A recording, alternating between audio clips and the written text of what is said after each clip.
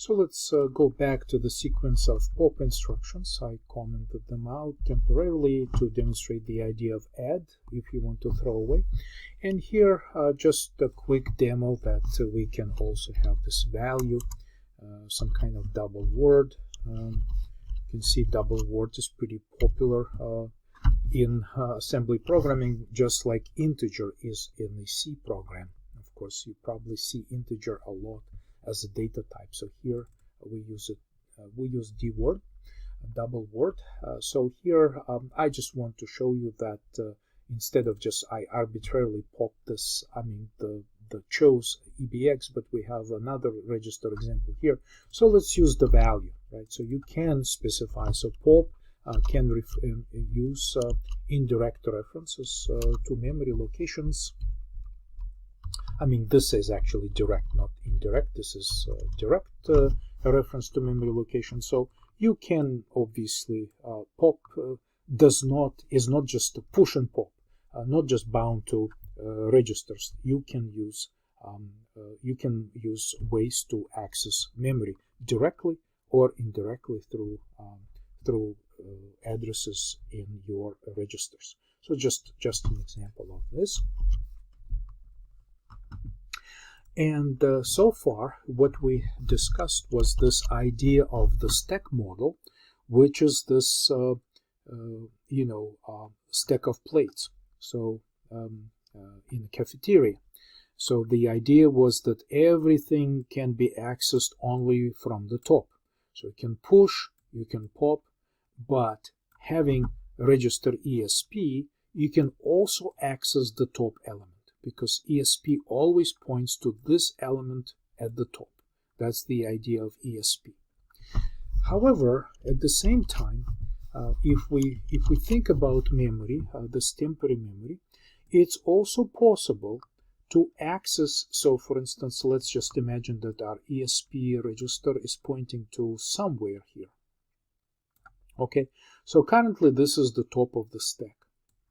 And then program continues to execute. So there's a potential that more things will be placed on the stack, and top of the stack will be here.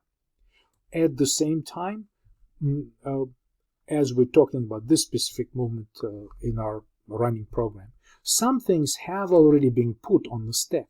So all of these values above, in the future, below, that already present in the stack, a result of push and future push instructions, we can access through register EBP.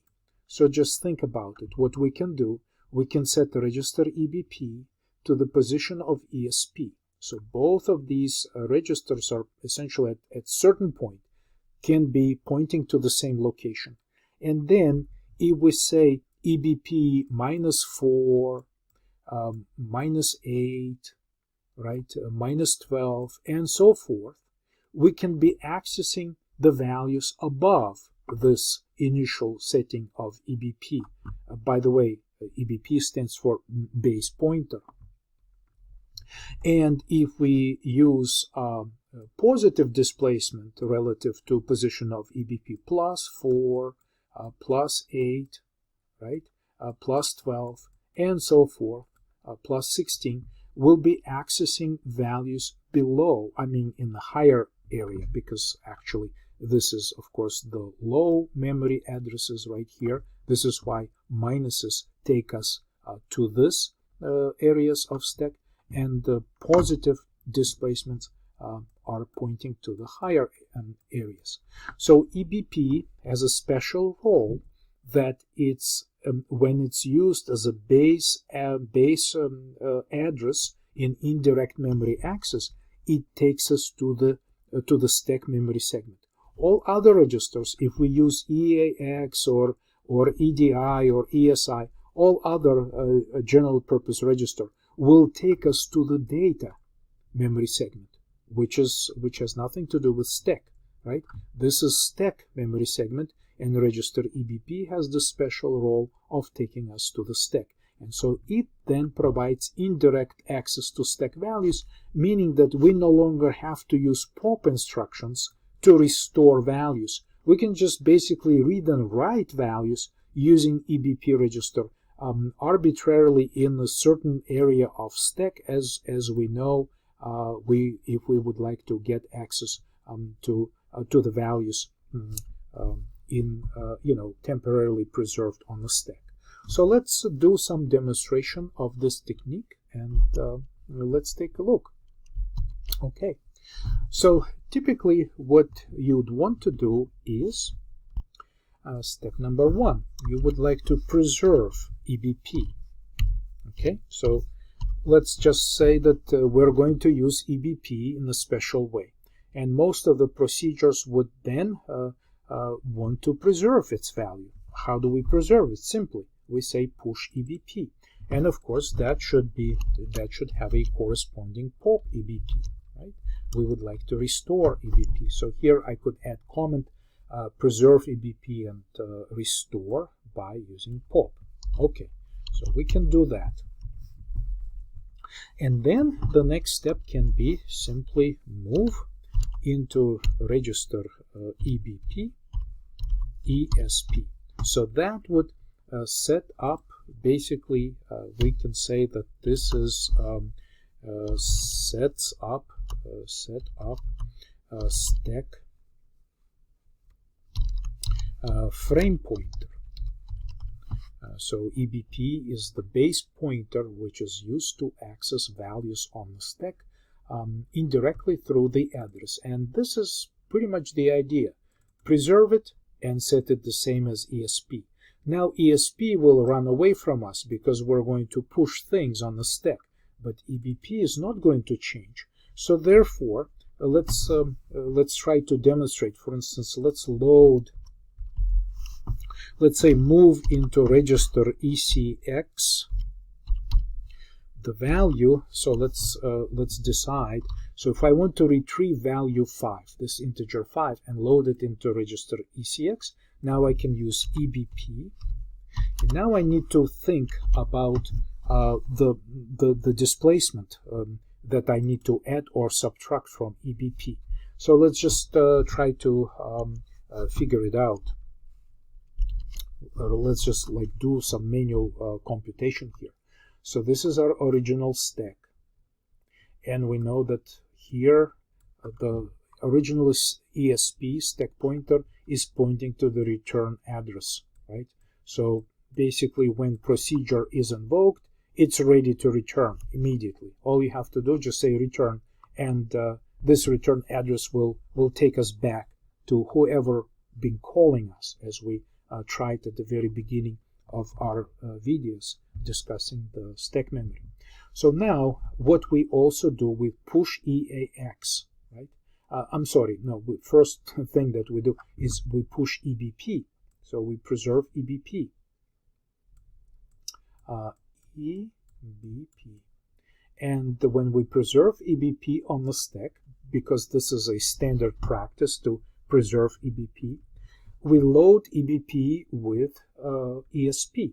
So remember, ESP always points to the location of the top of the stack. So therefore, EBP pointing to its own copy right now that was preserved, right? So its new value is pointing to its value that was preserved on the stack. So then we push EAX, right? So now all my computation is going to go against position of EBP. So we save EAX, then we save integer 5, right? So integer 5 is going to be next, and then we save flags. So I'll just say EF, right? So these are our flags, EFL, right here. So this is another element that we have in the stack. So then relative to EBP, if I say -4, that would give me access to EAX. And if I say -8, that should give me access to what I'm looking for, what I'm going to try to retrieve 5 just using this EBP to indirectly access stack. And of course EFL would be at -12. Okay, so let's try this. Actually, So it's EAX minus 4, minus 8, minus 12, right? So remember, okay, so let's try this. In fact, let's try all of them. EBP minus 4. So this we should get this memory pattern loaded into register ECX. Get, basically, let's just say ECX equals this. The next thing, if we say EBP minus 8, that should give us ECX equals 5. Okay, and if we try minus 12, which is also there, right? So that should give us ECX equals E flags. So something we can also recognize. So let's step through this program just to verify that our assumptions and calculations are valid and that there is no mistake, right? So let's just make sure that this is what we're going to get as a result of doing something like this. I'm going to build and then press F11 to step into, and then just execute step by step. So I'm just going to press F10, F10, F10. So we have, you see, at this stage, EBP and ESP. So this is EBP and this is ESP. Of course, they're all the same. And now we just load the recognizable, loaded the recognizable pattern. So we push 3 integers, F10, F10, F10, and now we're gonna try the values in ECX to make this recognizable. So here's, so we just finished executing this. So yes, we've got this. Then we've got 5, right? So here we've got our 5. We just finished executing this, and this is the last thing we're gonna try is this. So this is 2, 4, 6. That's exactly the flags that we preserved on the stack. But see, EBP takes us not to the global data segment, but to the stack segment. And this is the idea of indirect access to stack values. And this mechanism right here is exactly what is being used to allocate local variables of functions in C and other high-level programming languages. You know, if you're running Java program inside your Java virtual machine, the same work is done. You invoke Java method. A Java method will organize local storage of all automatic variables. Well, guess what? It's going to use stack that is available to Java virtual machine, and that's exactly how it's going to organize its local variables. Local variables are also called automatic variables in C. So let me just press F5 to finish, or just say debug, continue, just to make sure that we did not miscalculate anything and my code is still flawless in terms of running it. Everything runs fine, and we just exit it so we can look at the output. Our program just exited with whatever we loaded into register EAX, if you look at the output value, right? So because this whatever return from main is going to be whatever we return in register EAX, and in our case, this is our recognizable bit pattern that we return from our program as a result.